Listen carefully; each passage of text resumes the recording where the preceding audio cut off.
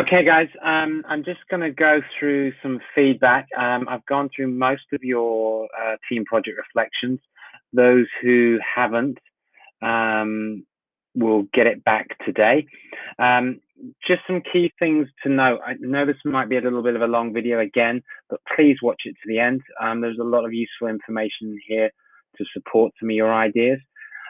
Just quickly going through it. Obviously, your first section was your team elements, okay? This is only worth 4 marks, all right, of the whole thing. You've got 70 marks. 6 is what I give you in terms of how I feel you've been working as a team. 4 is for your team element. 60 marks are then for the reflective paper, okay? So your explanation or your team element should be no more than sort of 300 words, okay? It needs to outline your project name, project aims. It needs to give a description and some evidence of your outcome, and it needs to explain why you are actually doing, or why did you choose this topic area to do, okay, or this outcome to do. The personal elements, let's talk about this as we kind of go through it in a second, but a key thing, you've only got 1,000 words to work with here, so we need to be very specific in terms of how we write this. You're given a table, all right? Use it, all right? Please, it's a lot easier for you to kind of have it sort of set out in this way, so make sure we're using it as a table format. Topic area, one of the 8 topics that you're sort of putting in, drop it in the top here. Your research question, nearly all of you are fine with that. Aims and objectives. Now, some of you guys are writing things that aren't really sort of, it's more of a description about either what you did, or you're kind of saying, we're going to raise awareness, but you're not talking about what you're going to raise awareness about or why you're going to raise awareness, okay? So you remember, these need to be measurable targets, okay? So, you know, I'm going to read to 30 kindergarten kids over a 4-week period. At the end of that, I will be able to assess whether I've been successful or not based on the number of sessions I've done and the number of kids that I've read to, all right? So that's what's important to there. Your description then of what you attempted to do. Some of you who have gone with backup plans, great. We need to, I would say, describing in here what you might have planned to do, and then maybe what you eventually did do as well. Make sure you've got some evidence. Now, if you weren't able to do anything, okay, if your activity was cancelled last minute, I would suggest you take a screenshot of your email that you got from the organization to show that those events had been cancelled. Okay, so it just shows the examiner that this was a very last minute change, and therefore you know it's very hard for you to come up with a plan B at this time. The final section is you need to talk about your cultural research. That's not you going and doing stuff on the internet. That's you speaking to people. So through speaking to people, they talked to you and said, this is what you should do, or this is the best way that you can help to solve this issue. Okay, so that's what you need to be writing in here. A lot of you are just writing about, this is what I found out on the internet. That's not cross-cultural research. Okay, you need to be basing it on who you actually talk to. So make sure we write some of that in there. Okay. Evidence, again, anything. It can be photographs, videos, web links, whatever it is. Please make sure the links work. That's really, really important. But okay, but you know, you've got to have some kind of evidence there that you did something, or that it was potentially cancelled last minute and you didn't do something. Okay. We've talked sort of about the cross-cultural, that kind of purpose there. You know, I don't think we need to go into too much more details about that. Please don't mention names. Okay. Some of you sort of talked about, I'm going to join up with Sid's group. The examiner's in England. He doesn't know who Sid is. Okay, so we don't need to mention kind of any names in it. If you mention any organizations, I would hyperlink. Okay, they have no idea who Chartwells is or who Kids for Kids is. If you hyperlink the company's name or NGO's name to their website, that allows the examiner to click on it and see a little bit more about what these groups actually do. Okay, if you're again using Google Docs, make sure your Google Doc is accessible. If you've got evidence on your Google Doc, it's accessible to people beyond Island School. Okay, and finally, and none of you have really done this so far, which is good, but don't start talking about the IE Award. All right, so that's some kind of do's and don'ts with it. Now, the personal element, the subheadings are there, so we must make sure that we keep using them. Most of you are using the framework I've given you, so that's great. The subheadings are already in there. Okay.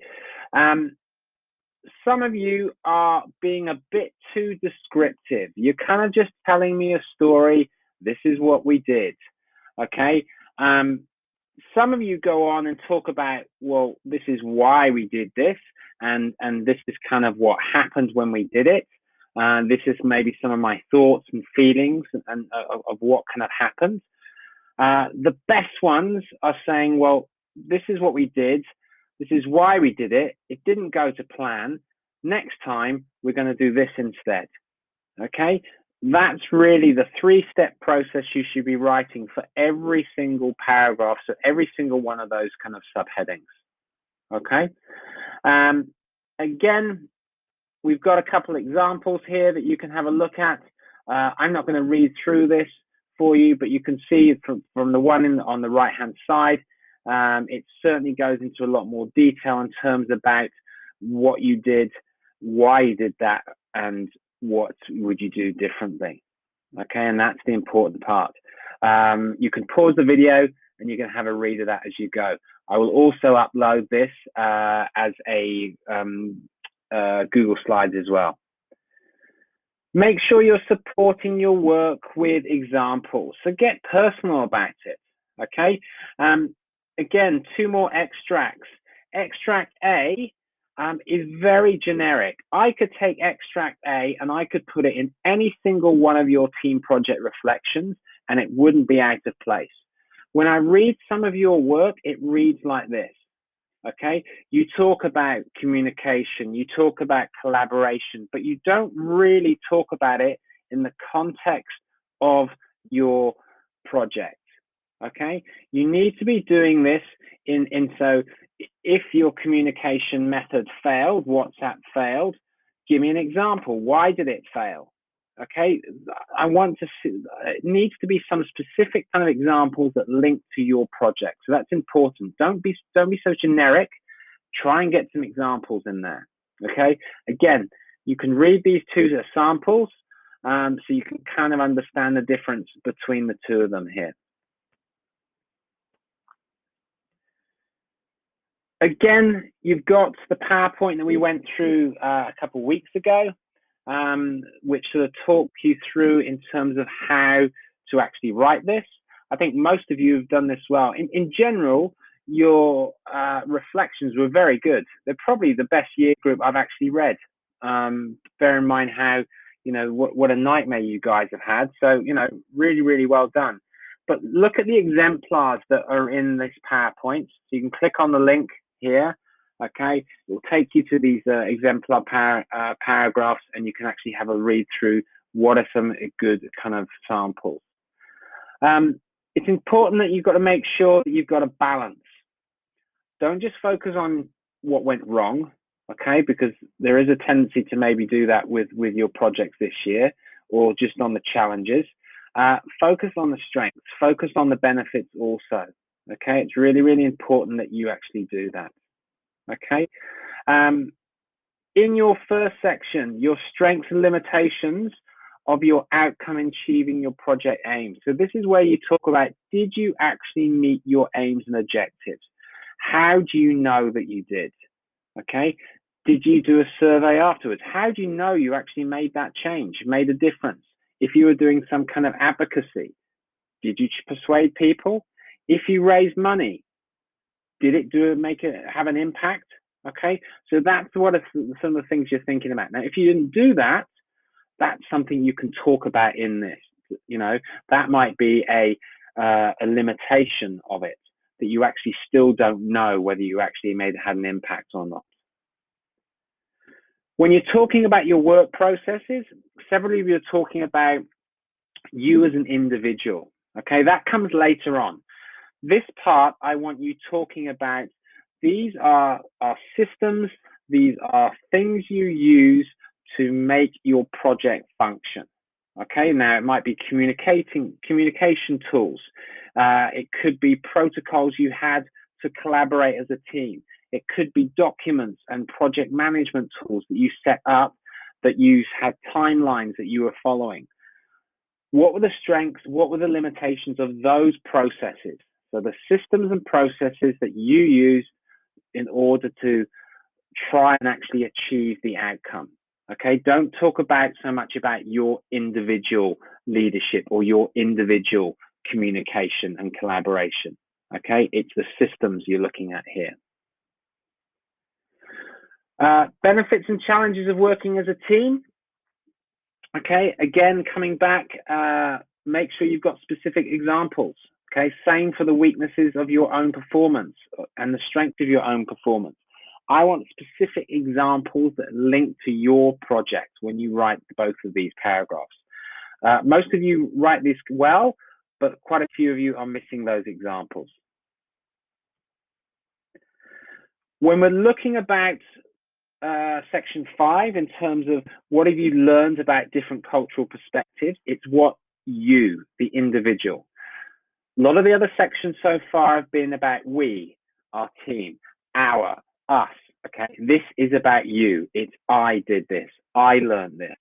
Okay, that's important for you to understand this. All right, now within here, I would expect to see you putting maybe some statistics, some facts that you've found through your secondary research, but also you talking about, well, what did you find out about the issue through speaking to other people?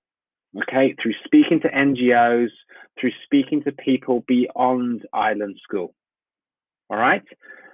The final section, practical skills, okay, that you've developed. Think about, again, many of you have highlighted the skills, which is great. And you've kind of said, you know, it's really great that I've improved in this. Why? How will these skills help you later on in life? Think about when you go to university, maybe when you get a job, maybe in a hobby that you do. Okay, but again, be specific to you. Okay, try and sort of put that in terms of, you know, your kind of context. All right. I would suggest all of you should probably have a bibliography at the end, because all of you have used some form of research, okay, doing this, and you kind of want to show that you have read around the topics.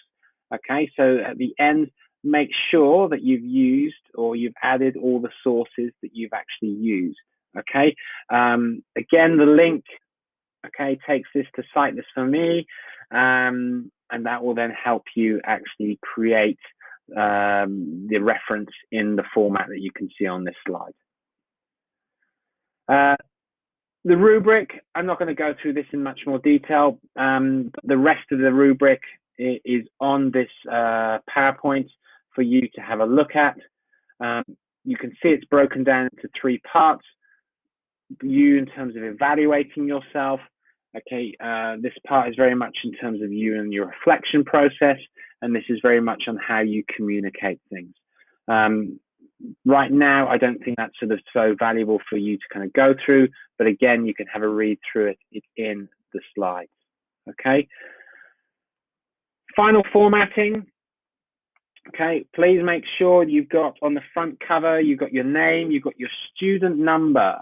Okay, you should have your student number, you've got your topic area, your research question, and your word count. Remember, you're not allowed over 1,300 words. Again, once you upload this, you'll need to upload it as a, to turn it in on, I believe, the 9th of March. Okay, so we've got a couple weeks to work on this now. So the 9th of March, that needs to be uploaded through Turnitin. Okay, the instructions in terms of how to do that are on this final slide here. Okay, so if you go to Turnitin, you should all have accounts there because you've used this when you were doing your individual report early on in the year. But if you've got any problems, you can email me about this. Okay, guys. If there's anything else, please message me. I can, I'm here to help you. So please fire questions away.